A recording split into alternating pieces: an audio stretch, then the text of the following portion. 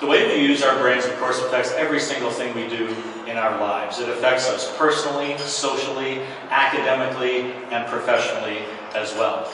But you'll feel better after you see this list of the main things that adult human beings tend to forget. Okay? You will relate to this, and you'll find out you have lots of company if you have some memory issues.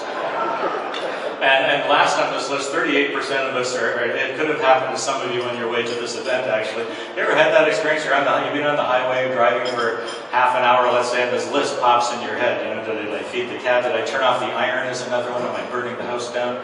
Do I have children? Should they be with me? Things run through your mind. So I thought I'd take this opportunity, since I'm guessing a number of you are concerned about your memory systems. I'm going to give you a little test, and what I will do is read a a list of 20 very simple words, and then I will ask you as a group to repeat that list back to me. Okay, please, all together. What was the first word? Number 2. Good. 3. 4. Trumpet. 5. Good. 6. Stove. 7. 8. Okay, this isn't very good. I don't know if you ever heard this, but you tend to remember first and last on the list. Did you know that? If you're reading like something, you're paying attention to the beginning, you're pretty focused at the end, the middle part, blah, blah, blah, blah, blah. What you just did on that test, by the way, has absolutely nothing to do with your age, your occupation, the size of your brain, how much education you have, whether you're male or female. I've done that same test with 7-year-old children who do a little bit better than we do, actually, but pretty close. I've done it with 77-year-old people thinking they'll be much worse, and they're not. They do pretty well what you just did. Students, teachers, cops, nurses, lawyers, accountants, doesn't matter. The average person remembers, does just what you just did, right? And it's based on something called the magic number of memory. So this is exactly what goes on with brains, okay?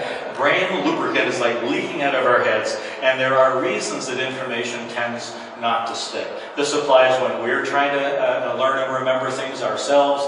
It certainly applies when we communicate and interact with other people, when we tell them things, when we write things to them. There are a certain number of fairly simple reasons that information doesn't stick to brains, the rules. And I want to keep this simple. The main 3 reasons that information doesn't always stick. The first one's a huge problem, because like it or not, and a lot of us don't like this, boring stuff bounces right off the human brain. Your brain isn't even mildly interested in allowing dull, dry information in. All right? Well, it's too bad we refer to brains as being gray matter, really. Our brains are much more like this orange brain Nerf ball. Brains are interesting, colorful, love to have fun. I am actually going to try and share with you some ideas. I like to call it mental floss. Okay? You can buy mental floss. Check this out. You think that's useful? You can buy one of these. They're not that expensive. Or perhaps I can give you some better ideas than that along the way. Probably the most exciting discovery in the field of neuroscience, and it's still quite a recent discovery, is that brains are what they call plastic. It's not only that brains can change, not only they're capable of changing, but the fact that brains actually thrive on change. Brains really like a challenge, okay?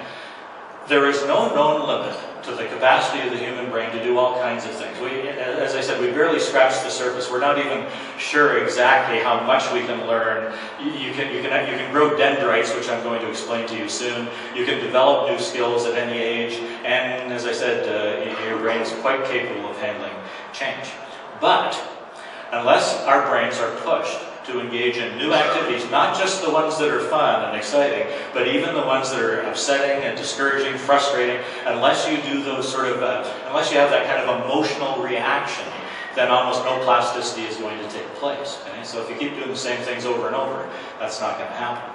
I promised you I'd give you another chance with a memory test.